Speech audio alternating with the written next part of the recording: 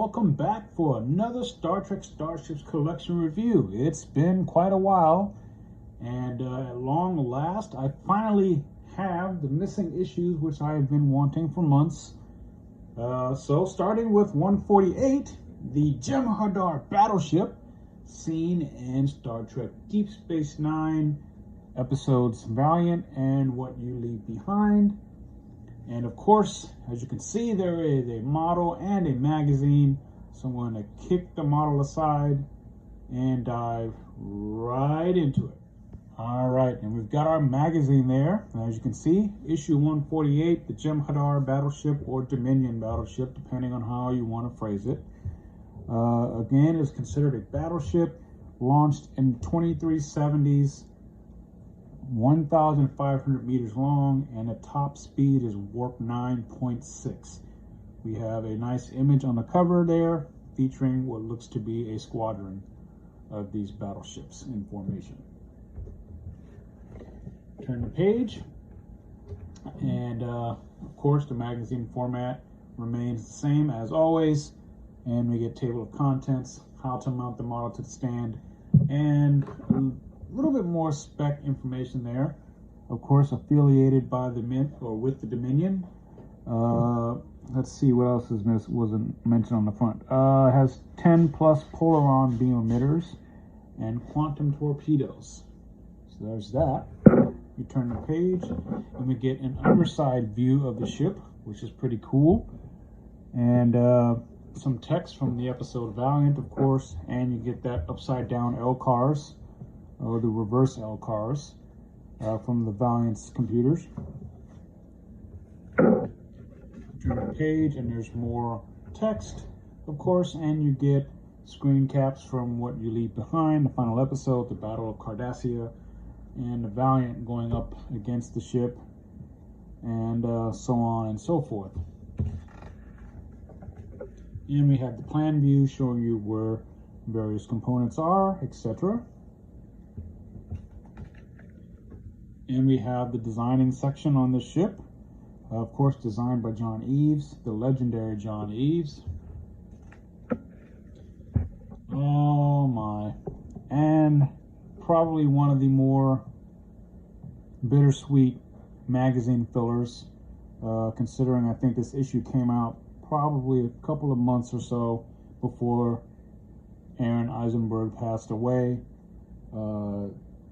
So really kind of sad, and maybe that's why this issue was delayed. I don't know, but I'm glad to have it, specifically to have this article as well. So definitely check that out. I've always loved Nog as a character, and Aaron Eisenberg was a great actor and was always cool to people at conventions and was always very approachable. So this section is about him playing Nog, with some mentions of his roles on Voyager as the Kazon, etc. Great article about him here. And of course, the on-screen appearance page, which it first appeared in the episode Valiant, and the last time it was seen was What You Left Behind, or What You Leave Behind, the series finale of DS9.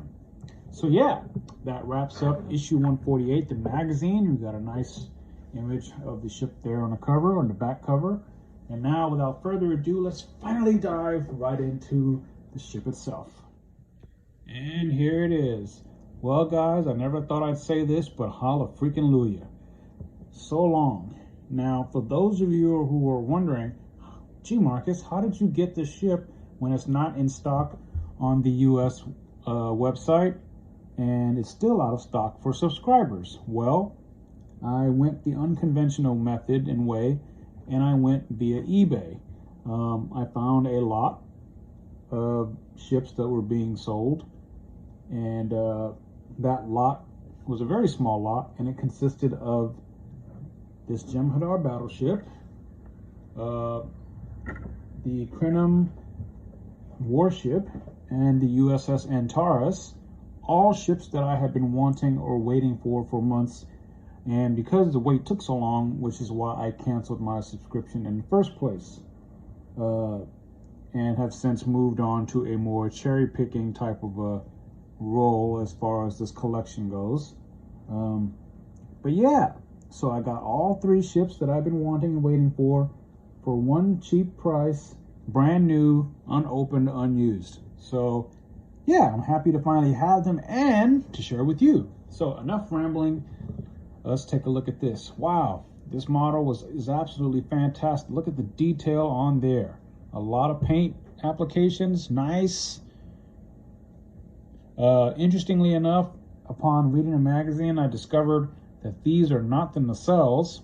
They're the fuel pods or the storage tanks or whatnot.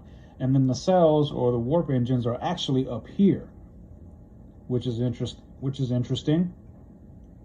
And down here we have more stuff, which to me kind of reminds me of the Breen warship that we got so many moons ago. Just kind of looks like that, and the same type of plastic, of course. You can see the different colorization, so that's cool. Very nice detail here. Got the nice, that dark blue-ish, silverish kind of Hadar look to it. Unfortunately, the storage nacelles or whatever they are, or the actual nacelles themselves, are not clear plastic, which would have been nice to have on this ship. It would have just made the ship pop out even more, but still doesn't take away from the model itself. It looks great. I am so glad to have it, and I think this concludes all of the Dominion Jem'Hadar ship scene throughout Deep Space Nine. We got the attack ship very earlier on in a collection, followed by the what is it? Not the battleship, but the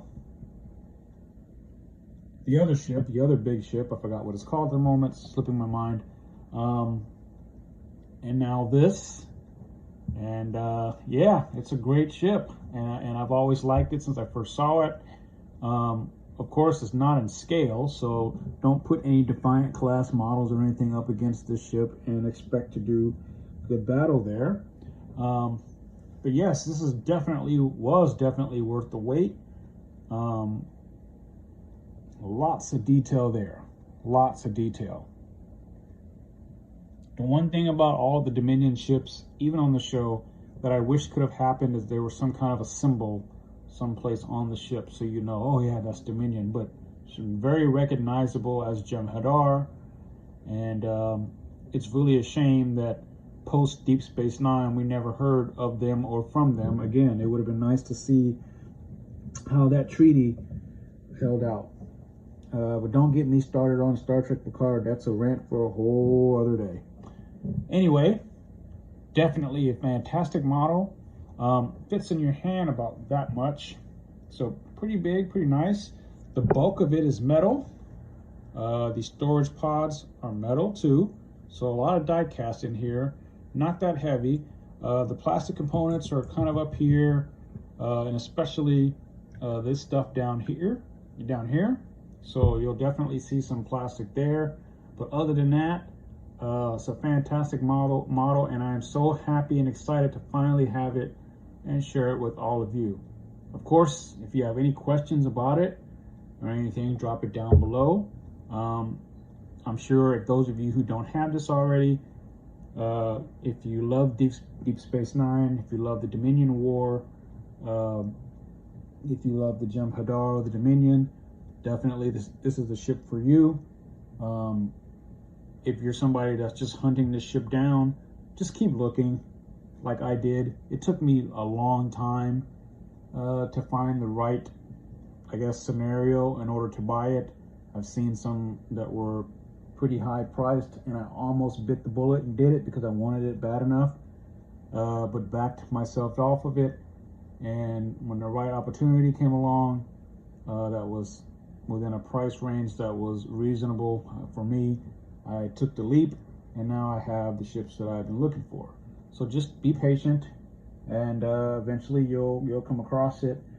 And of course, the irony is, I'm sure, that now that I actually have the missing ships, Eagle Moss will actually put them back in stock.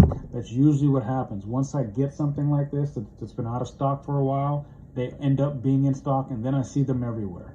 So yeah, that concludes my little look at the Hadar Battleship from Deep Space Nine from Valiant, one of my favorite episodes of the series.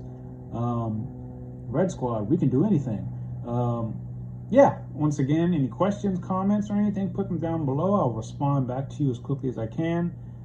And until next time, guys, be safe, take care of yourselves, and maintain that social distancing right now during this pandemic crisis we are currently going through.